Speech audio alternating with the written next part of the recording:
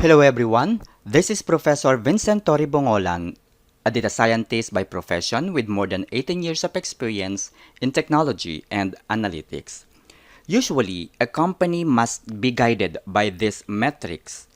As much as possible, they should keep on formulating business strategies and approaches to improve or even to maintain these metrics.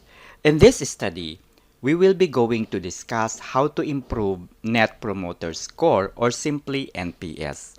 But before that, let us define what is NPS. NPS is a survey to the customers who had an interaction with the company's representatives to gauge and measure how satisfied the customer is with the service provided to them by the agent. This is a measure of satisfaction and loyalty of a customers. If a customer is happy with the service he received, then most likely he will provide good scores, positive feedback, and high scores. Putting more context on this, NPS is a metric of identifying the customer's feedback as detractors, passives, and promoters. This can be obtained by sending a survey to the customers. The survey will ask the customers to answer the question: how likely will they recommend the company to their friends, relatives, or colleagues? Customer can just choose a score from 1 to 10, and 10 being the highest. To some surveys, there are additional questions about the reason why customers have chosen certain rate or scores. The goal of asking comments or feedback is to justify its score or rate. These comments and feedback provides more insights than the score, and it is a good source of the company to formulate more business insights and strategies. A score of 9 to 10 is basically the goal of every company to receive from the customers, because it means that the company is doing well. These are the promoter scores. A score of 1 to 6 is the score that the company should try to avoid. As much as possible, they wanted to make sure that they will not be receiving this kind of scores. These are the detractors scores.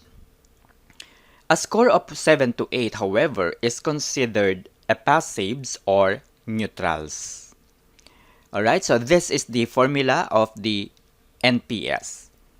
NPS equals the count of promoters minus the count of detractors divided by the total number of respondents or the total number of surveys.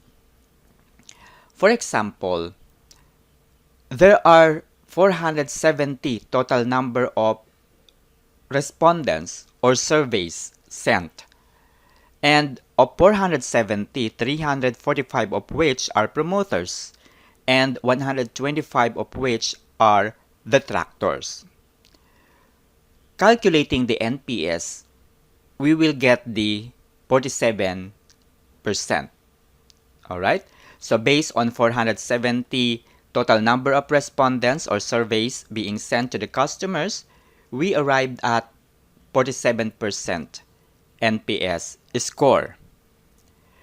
As we go along the way, the company should not stop formulating business strategies to maintain the consistency of the NPS, or better, if they can improve the NPS. Let's say the goal is to get an NPS of 60.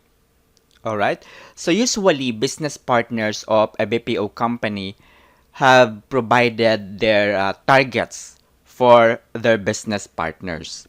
And the BPO company should need to achieve or to meet these targets provided for them by the business partners. Alright, so for example, from 47% NPS, how could we be able to get 60%?